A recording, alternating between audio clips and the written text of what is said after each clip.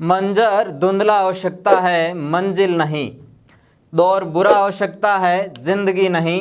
मैं Mahendra Lilar Envira education YouTube channel पर आपका हार्दिक स्वागत करता हूं, अभिनंदन करता हूं। दोस्तों, अपन पढ़ रहे हैं राजस्थान हिस्ट्री और राजस्थान हिस्ट्री के अंतर्गत अपन पढ़ रहे हैं किसान आंदोलन। किसान देश की रीढ़ की हड्डी, उसके द्वारा किए गए आंदोलन, और इन आंदोलनों की चरण में अपन नेक्स्ट चरण लेते हैं बूंदी के किसानों द्वारा किया गया आंदोलन। कौन सा आंदोलन दोस्तों? बूंदी किसान आंदोलन। बूंदी किसान आंदोलन की शुरुआत वैसे आपको लिखी हुई मिलती है 1926 ईस्वी में, लेकिन इसका पहला जो आरंभिक चरण जो है वह हो जाता है कब? सन 1922 ईस्वी में। आरंभ कब से माना जाता है दोस्तों? 1922 ईस्वी से जो है इसका आरंभ माना जाता है। और 1922 ईस्वी में जब इसका आरंभ होता है तो उस समय बरड़ गांव के अंतर्गत इस आंदोलन का नेतृत्व करता जो है वह कौन थे? भंवरलाल सोनी। कौन थे दोस्तों? भंवरलाल सोनी जो है वो क्या थे? इसके नेतृत्व करता थे भंवरलाल सोनी। लेकिन दोस्तों ध्यान रखना, यहाँ पे अपन बूंदी किसान आंदोलन को एक और नाम से भी जानते हैं। प्रश्न पूछा भी जाता है बूंदी किसान आंदोलन का दूसरा नाम क्या है? तो नाम है दूसरा क्या? मैं यहाँ पे अन्य लिख करके बता रहा हूँ आपको। अन्य नाम है बूंदी किसान आंदोलन का बरड़ किसान आंदोलन। बूंदी कहें या बरड़ किसान आंदोलन कहें, दोनों ही एक ही बात है, बरड़ किसान आंदोलन। इन दोनों नाम से जाना जाता है बिजोलिया से सटी हुई सीमा का क्षेत्र बरड़ क्षेत्र, और उसी क्षेत्र में जो है गुर्जर जाति के द्वारा किया गया यह आंदोलन, इसलिए इसको नाम बूंदी किसान आंदोलन या बरड़ किसान आंदोलन के नाम से भी जाना जाता है। दोस्तों, ये जो है जब किसान आंदोलन शुरू हो गए, छोटी बड़ी झड़पें होना शुरू हो गई थी, तब जो है सन 1926 ईस्वी में, बात है कब की? सन 1926 ईस्वी की। और 1926 ईस्वी में इस आंदोलन का नेतृत्व करता या नेतृत्व करने वाले जो थे वह बूंदी प्रजामंडल से भी उनका संबंध है, मैंने बताया था आपको। और वो कौन है? पंडित नैनूराम शर्मा। पंडित नैनूराम शर्मा के द्वारा क्या किया गया था? इसका नेतृत्व किया गया था। क्या किया गया था दोस्तों? नेतृत्व किया गया था। दोस्तों, पंडित नैनूराम शर्मा जो थे उस समय 1926 ईस्वी में हाड़ौती सेवा संघ के क्या थे? कार्यकर्ता थे। कौन थे? हाड़ौती सेवा संघ के कार्यकर्ता थे वो। ध्यान दें दोस्तों, ये इम्पोर्टेंट प्रश्न है आपके सामने जो लिखे हुए हैं, और इन प्रश्नों को जो है ज़रूर याद रखिएगा, क्योंकि हर एक एग्ज़ाम के अंदर पुटअप होने लायक प्रश्न है, ये पूछे जाते हैं। इसलिए सामने जो लिख रहा हूँ बोर्ड पे वो आप अपनी नोटबुक के अंदर ज़रूर उतारिएगा। ध्यान दें, जब ये यहाँ पे 1926 ईस्वी तक पहुँच जाता है ये आंदोलन, तो इसका जो है विजय सिंह पथिक के द्वारा, किन के द्वारा? विजय सिंह पथिक के द्वारा इस आंदोलन को पूर्ण समर्थन दिया था। क्या दिया था? समर्थन दिया था। किसके द्वारा? विजय सिंह पथिक के द्वारा। ये विजय सिंह पथिक वही हैं जो बिजोलिया किसान आंदोलन के द्वितीय चरण का नेतृत्व करता थे। ध्यान दें दोस्तों, बिजोलिया किसान आंदोलन की तरह ही जो है बूंदी किसान आंदोलन भी क्यों शुरू होता है, क्या मांगे हैं? तो ध्यान दें यहाँ पे भी जो है किसानों की जो मांगें थी वो क्या थी? किसानों की मांगें थी कि उन पर अत्यधिक कर लगाया जा रहा था, यानी कि कर अधिक था, उनका शोषण किया जा रहा था। कई प्रकार की लाग बागें थी, यानी लगान अधिक था, लगान के प्रकार अधिक थे। और ध्यान दें दोस्तों, यहाँ पे क्या हुआ था, एक महत्वपूर्ण बात जो अलग है दूसरे आंदोलनों से, वह है कि यहाँ पे यानी बरड़ क्षेत्र के अंतर्गत राज्य कर्मचारी जो थे, राज्य कर्मचारी वह अपनी मनमाने व्यवहार के कारण किसानों को बहुत अधिक प्रताड़ित करते थे, उन पर अत्याचार पे अत्याचार करते रहते थे। इसी के विरोध में पहली बार किसानों का गुस्सा फूटता है, कब? सन 1921 ईस्वी में। और किसके नेतृत्व में? किसान भंवरलाल सोनी के नेतृत्व में जो है इन किसानों का गुस्सा फूटता है। तभी कहा जाता है दोस्तों कि टूटा फूटा घर है मेरा, बस 2 वक्त की रोटी है, हम बुरे हालातों से लड़ने वाले किसान हैं, हमारी ज़िंदगी बहुत छोटी है। और इसी छोटी ज़िंदगी के अंतर्गत ये मार रहे हैं कौन? राज्य प्रशासन, राज्य के कर्मचारी और वहाँ के जागीरदार, ठिकानेदार। तो वो सभी जो है, इन सभी के कारण ही क्या हुआ है? बूंदी किसान आंदोलन हुआ है दोस्तों। अब देखें अपन, जब यहाँ पे आंदोलन होना शुरू हो गए थे तो बूंदी के अंतर्गत महत्वपूर्ण अपन 2 घटनाएं पढ़ेंगे दोस्तों, जो बहुत ही इम्पोर्टेंट है।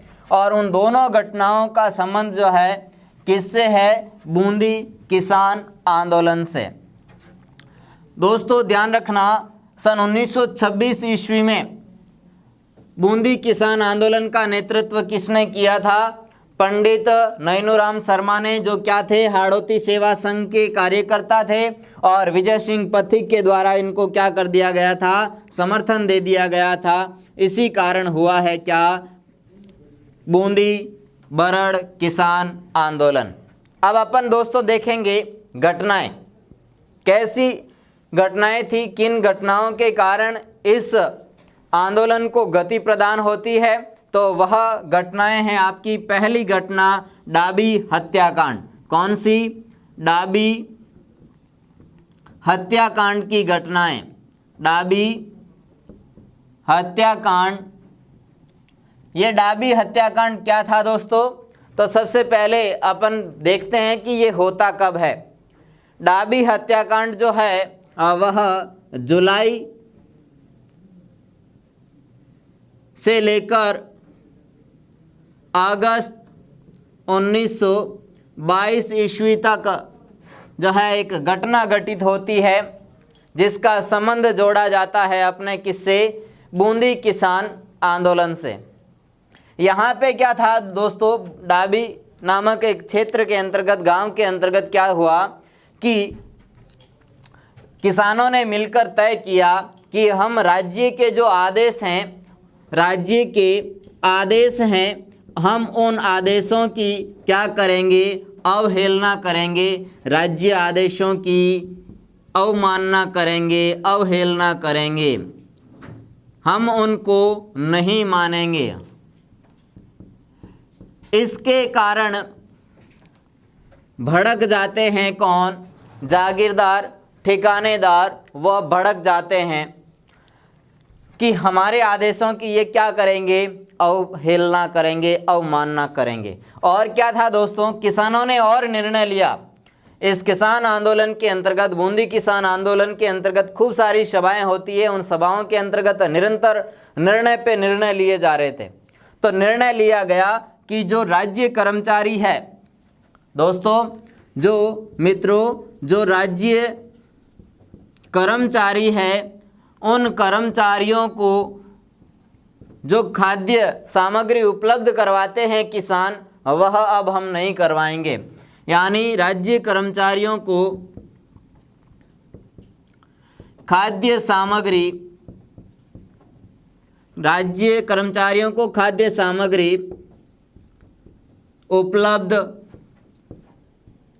नहीं कराएंगे। ऐसा निर्णय ले लिया है कि इन्होंने डाबी नामक गांव के और उसके आसपास के किसानों के द्वारा ये निर्णय ले लिया गया कि हम इस प्रकार के कार्य करेंगे, जिससे क्या होता है, जागीरदार और वहाँ की जो स्थानीय पुलिस है उसमें रोष उत्पन्न हो जाता है, तो तनाव उत्पन्न हो जाता है जागीरदारों और वहाँ के किसानों के मध्य में। जब रोष उत्पन्न होता है और आंदोलन जो है अपनी चरम परिणति पे होता है, अपने लास्ट स्टेज पे होता है, उस समय, वह समय कब का है, तो वह समय है आपके 2 अप्रैल सन 1923 ईस्वी का। कब का है दोस्तों? 2 अप्रैल सन 1923 ईस्वी। इस दिन जो है डाबी नामक गांव के अंतर्गत बहुत ही शर्मनाक घटना घटित होती है। हम ऐसा कह सकते हैं कि एक भीषण घटना घटित होती है वहाँ पे। और वह घटना क्या थी कि यहाँ पर जहाँ पे डाबी नामक गांव में सभी किसान अपनी सभा कर रहे थे, वहाँ उस सभा को रोकने के लिए प्रशासन ने क्या किया कि अपनी राज्य पुलिस को भेजा। किसको भेजा? राज्य पुलिस को वहाँ पे भेजा। और वहाँ पे पहुँचे थे पुलिस अधीक्षक। कौन पहुँचे थे? पुलिस अधीक्षक, जिसका नाम दोस्तों याद रखना इम्पोर्टेंट है, ये नाम आपके लिए। पुलिस अधीक्षक है आपके इकराम हुसैन। कौन? इकराम हुसैन नामक पुलिस अधीक्षक इस सभा को रोकने के लिए जाते हैं। मैं यहाँ पे आपके लिए लिख रहा हूँ पुलिस अधीक्षक। वह अपना जो है पुलिस जाब्ता लेकर के वहाँ जाते हैं और सभा को रोकने का प्रयास करते हैं। लेकिन दोस्तों किसान टस से मस नहीं होते हैं। तब इकराम हुसैन ने क्या कर दिया? बहुत ही कड़ा निर्णय ले लिया यहाँ पे। और निर्णय लिया गया किसका? गोलीबारी का। किसका निर्णय लिया दोस्तों? गोलीबारी का निर्णय ले लिया। और गोलीबारी का निर्णय जब लिया तो वहाँ पर झंडा गीत गाते हुए एक भील किसान आते हैं जिसका नाम है नानक जी भील। क्या नाम है दोस्तों? नानक जी भील। नानक जी भील। दोस्तों भील जनजाति बहुत ही स्वतंत्रता प्रिय जाति है। इसको जो है अपने अधिकारों के लिए किसी प्रकार का कोई समझौता मंजूर नहीं है। इसीलिए नानक जी भील वहाँ पर जब पुलिस अधीक्षक आते हैं इकराम हुसैन, तब नानक जी झंडा गीत गाते हुए उस पुलिस जाब्ता का सामना करते हैं और इस इकराम हुसैन की गोलीबारी के आदेश से नानक जी भील की क्या हो जाती है? मृत्यु हो जाती है, हत्या हो जाती है।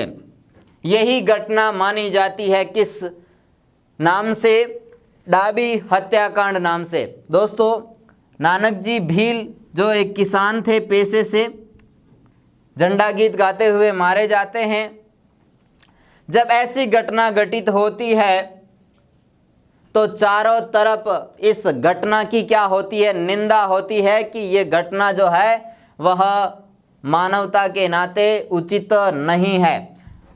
उसी समय दोस्तों ध्यान दें, यहाँ पे जो पंछीड़ा गीत गाए थे जिनका नाम था माणिक्य लाल वर्मा।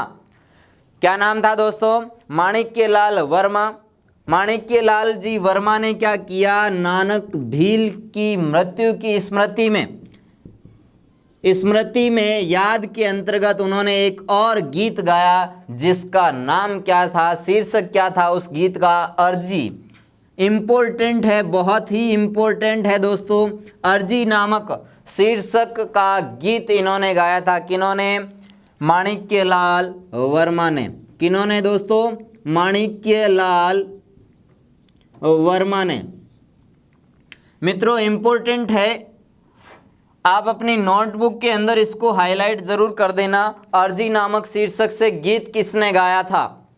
और या अर्जी नामक गीत किस किसान आंदोलन से संबंधित है? बहुत इंपॉर्टेंट प्रश्न है दोस्तों, हालांकि पूछे नहीं गए हैं लेकिन बहुत जल्दी पूछे जाने लायक है। आगे देखते हैं दोस्तों कि ये डाबी हत्याकांड जो है कहाँ तक जाकर के चलता, कहाँ जाकर के खत्म होता है? तो जुलाई अगस्त 1922 में तो ये स्टार्ट हो गया था। आपको पुलिस अधीक्षक का नाम याद रखना है इसमें से। डाबी हत्याकांड का संबंध किसान आंदोलन से है, वो भी याद रखना है। अब याद रखना है आपको कि सन 1927 ईस्वी में और क्या होता है।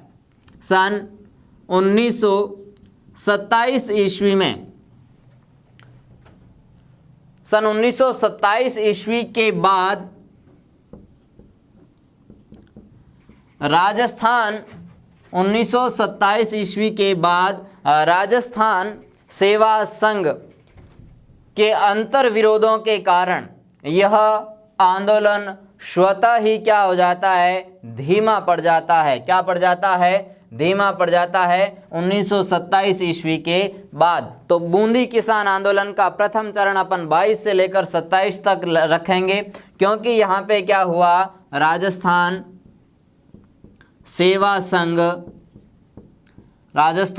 सेवा संघ के अंतर विरोधों के कारण, राजस्थान सेवा संघ के अंतर विरोधों के कारण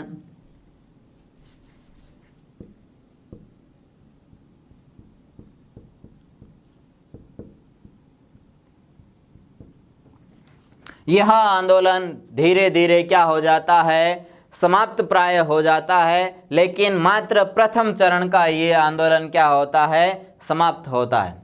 ये घटना समाप्त होती है, आंदोलन समाप्त नहीं होता है, बल्कि ये घटना जो डाबी हत्याकांड नाम से जानी जाती है वह घटना क्या हो जाती है? समाप्त प्राय हो जाती है।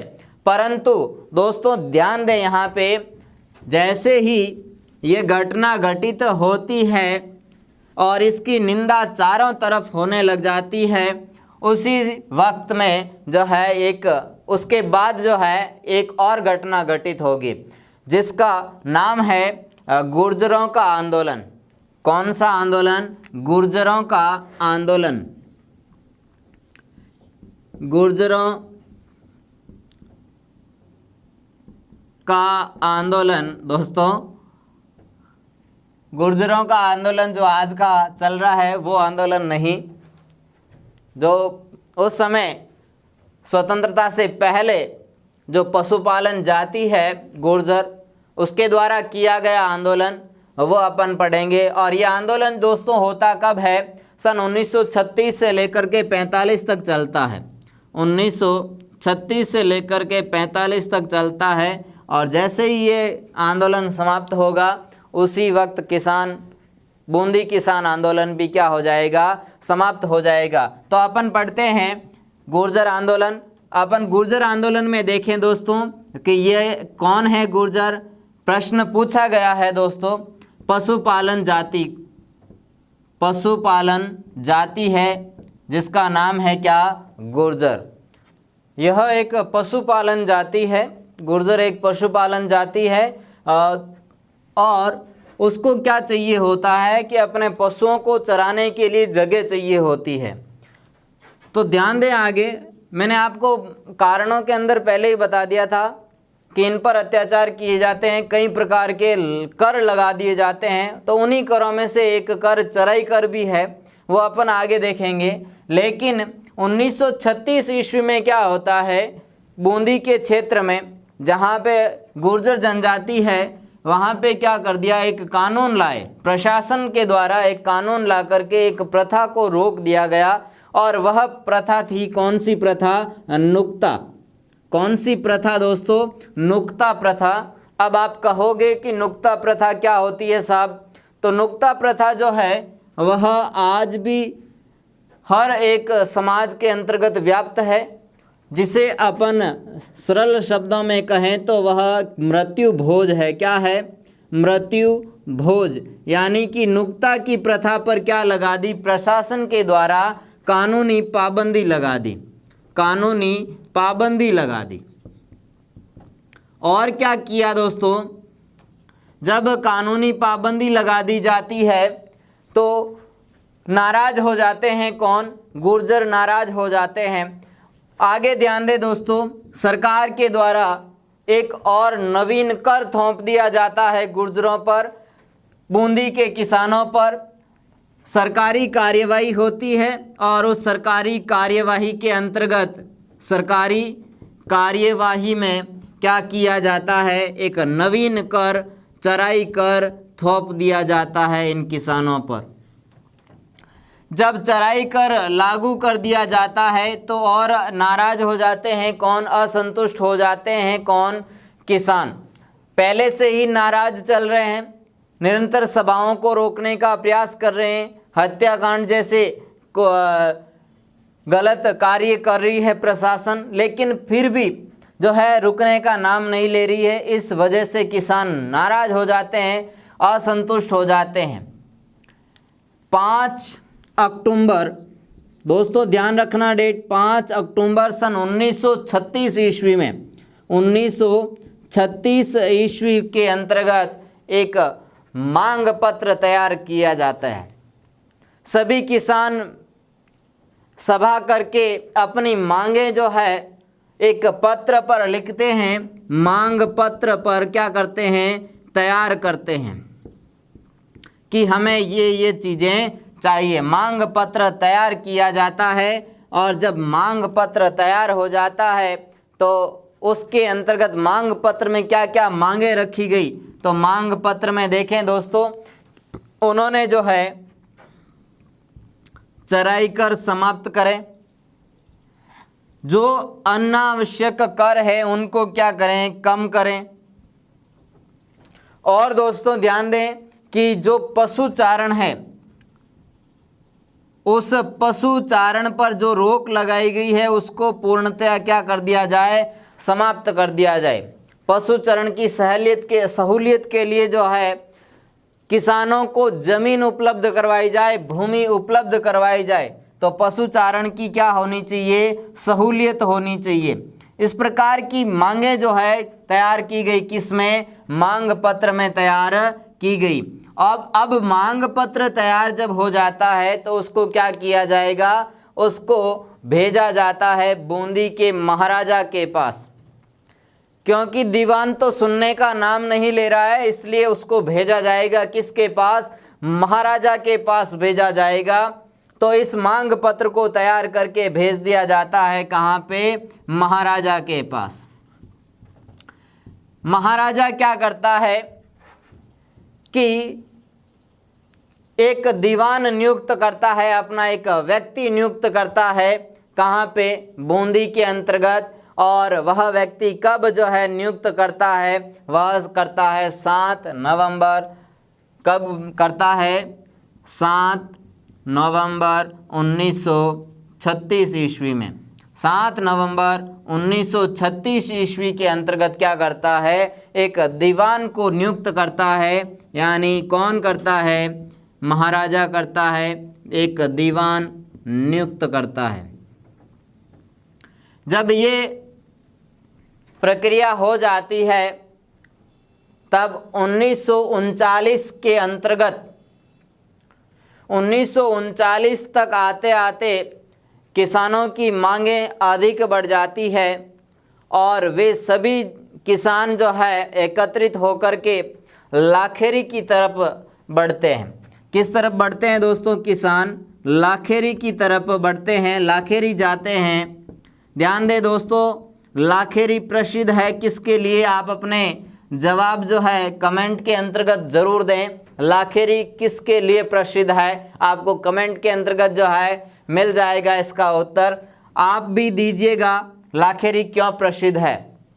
ध्यान दें दोस्तों, सभी किसान जब लाखेरी की तरफ रवाना होते हैं तो वहाँ जाकर के क्या करते हैं, एक सभा करते हैं।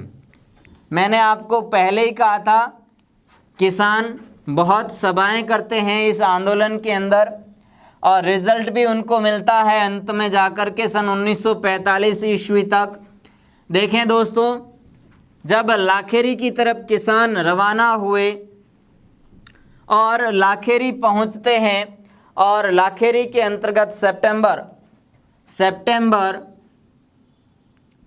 सन 1939 ईस्वी में क्या करते हैं, एक सभा आयोजित करते हैं। लाखेरी में गुर्जर जाति की जो किसान है वह लाखेरी में एक क्या आयोजित करते हैं, सभा आयोजित करते हैं। और सभा के अंतर्गत फिर से निर्णय लिया गया कि हमें जो है हमारा ज्ञापन देना चाहिए, किसको, महाराजा को, क्योंकि जो आपने दीवान नियुक्त किया है वह दीवान हमारे किसी काम का नहीं है। वह दीवान उल्टा हमारा क्या कर रहा है, शोषण कर रहा है। आपके जो राज्य के कर्मचारी हैं वो सारे कर्मचारी हमें जो है प्रताड़ित करते हैं, अत्याचार करते हैं हमारे ऊपर। तो इस सभा के अंतर्गत एक और क्या किया गया, एक ज्ञापन तैयार किया गया। और वह ज्ञापन किसको दिया जाएगा, बूंदी के महाराजा को। बूंदी के महाराजा को एक ज्ञापन दिया गया। तो उसने कहा, बूंदी के महाराजा ने, कि कुछ न कुछ तो समस्या जरूर है, तभी किसान बार बार क्या भेज रहे हैं, ज्ञापन भेज रहे हैं। उसके लिए जो है एक आयोग गठित किया, उसकी जांच करवाई और किसान सही मिले जांच के अंदर, यानी किसानों की जो समस्या थी वो वाजिब समस्याएं थी। इस कारण 11 अक्टूबर 1943 ईस्वी में दीवान ने एक अधिसूचना जारी की और शुल्क मुक्त कराई की जो है छूट किसानों को दे दी गई। और जो खेत के अनुपात में ही जो है कर व्यवस्था भी लागू कर दी जाती है। बात कब की है दोस्तों, 11 अक्टूबर सन 1943 ईस्वी की। कब की है दोस्तों, 1943 ईस्वी में। वीडियो अंत तक जरूर देखिएगा दोस्तों, क्योंकि बूंदी से संबंधित जो जो प्रश्न बन रहे हैं वो अपन नेक्स्ट घटना के अंतर्गत लेंगे। अभी अपना जो 2 घटनाएं चल रही है, इस दूसरी घटना के बाद आपके जो जो प्रश्न बन रहे हैं बूंदी से संबंधित वो प्रश्न अभी लिए जाएंगे। तो सन 1943 ईस्वी में दीवान जो था, दीवान जिसको नियुक्त किया गया था, उस दीवान ने एक अधिसूचना जारी की। और उस अधिसूचना में क्या किया, शुल्क मुक्त चराई जो थी उसको लागू किया। किसको, शुल्क मुक्त चराई। दोस्तों चराई यानी पशुओं को जो चराया जाने वाला जो जगह थी, पहले इनको शुल्क देकर के उनको चराई करवानी पड़ती थी, पशुओं को चराना पड़ता था। लेकिन अब इस अधिसूचना के अंतर्गत 11 अक्टूबर सन 1943 ईस्वी की घटना में जो है इनको एक विजय प्राप्त हुई, यानी शुल्क मुक्त चराई जैसे कानून इनको लाने पड़े और किसानों को क्या मिली, छूट मिली।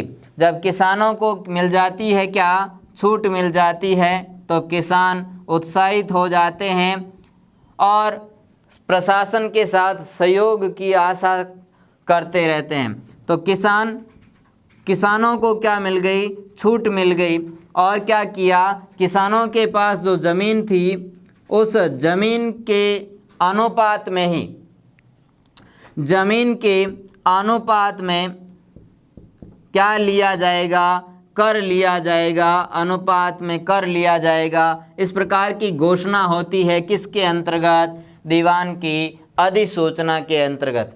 दोस्तों अपन जो है अब प्रश्न लेते हैं कि बूंदी किसान आंदोलन से संबंधित जो जो प्रश्न बन रहे हैं वो प्रश्न लेते हैं। और उन प्रश्नों की कड़ी में सबसे पहले अपन प्रश्न ये लेंगे कि बूंदी किसान आंदोलन से संबंधित कौन कौन से अखबार थे, उन अखबारों के अंदर इस बूंदी किसान आंदोलन की चर्चा हुई थी। तो सबसे पहले अपन लेंगे कौन, क्या क्या लेंगे, अखबार लेंगे। दोस्तों क्या लेंगे अपन, अखबार लेंगे। तो अखबार कौन कौन से हैं, उन अखबारों को अपन लेते हैं। तो अखबारों के अंतर्गत अपन देखते हैं, पहला अखबार अपन देखेंगे जो राजस्थान का ही अखबार था, तरुण या फिर नवीन राजस्थान। इस अखबार के अंतर्गत इसकी चर्चा होती है। कौन से आंदोलन की? बूंदी बरड़ किसान आंदोलन की। ये राजस्थान, तरुण राजस्थान या नवीन राजस्थान का संपादन कहाँ से होता था? प्रश्न पूछा गया है, इसलिए इसके आगे जगह भी लिख देता हूँ। वो होता था कहाँ से? अजमेर से। दोस्तों नेक्स्ट अपन अखबारों के अंदर देखें कौन से अखबार में इसकी जो है घटना प्रकाशित होती है, तो वह अखबार था दूसरा अखबार जिसका नाम है राजस्थान केसरी। क्या नाम है दोस्तों?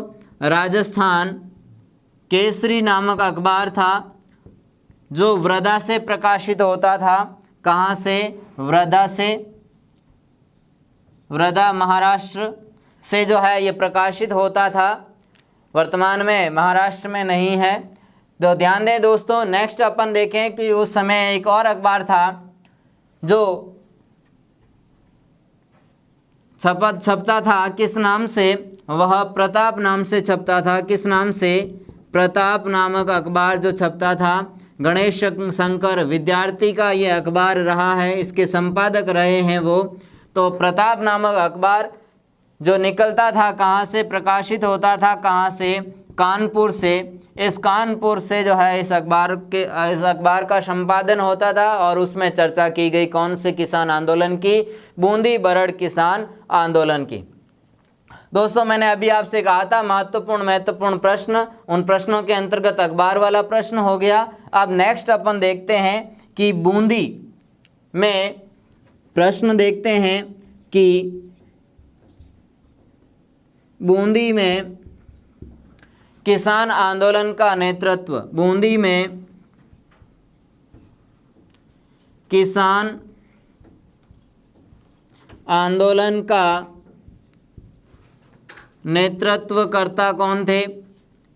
बताया है मैंने, ऊपर लिखा भी है, समय भी लिखा है साथ में। 1926 लिखा है, समय में क्या लिखा है? 1926 ईस्वी लिखा है। और नेतृत्वकर्ता मैंने बताया था आपको पंडित नैनूराम शर्मा। किसका नाम है दोस्तों? पंडित नैनूराम शर्मा का नाम आता है। किसके लिए? नेतृत्वकर्ता के लिए। कौन से आंदोलन से संबंधित? बूंदी किसान आंदोलन से संबंधित। नेक्स्ट प्रश्न अपन और लेते हैं कि बूंदी में स्थानीय आंदोलन जो हुए थे, यानी बूंदी में स्थानीय किसान आंदोलन, बूंदी में होने वाले स्थानीय किसान आंदोलनों का नेतृत्व किसने किया था? तो ध्यान दे दोस्तों, इम्पोर्टेंट है ये सारे के सारे प्रश्न। इसमें ध्यान रखना, स्वामी नित्यानंद जो थे, स्वामी नित्यानंद, इनके द्वारा स्थानीय किसान आंदोलन का क्या किया गया था? नेतृत्व किया गया था।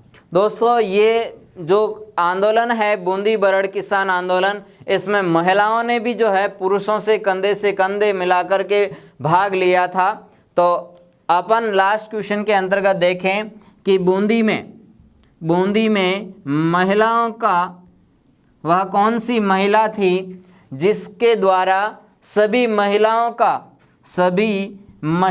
का नेतृत्व किया गया था? उस महिला का नाम क्या था? इम्पोर्टेंट है दोस्तों, महिला है आपकी अंजना चौधरी। क्या नाम है?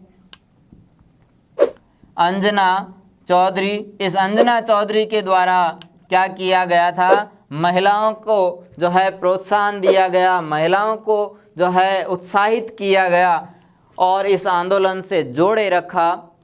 मैं महेंद्र बूंदी किसान आंदोलन को यहीं समाप्त करता हूँ, विराम देता हूँ। धन्यवाद।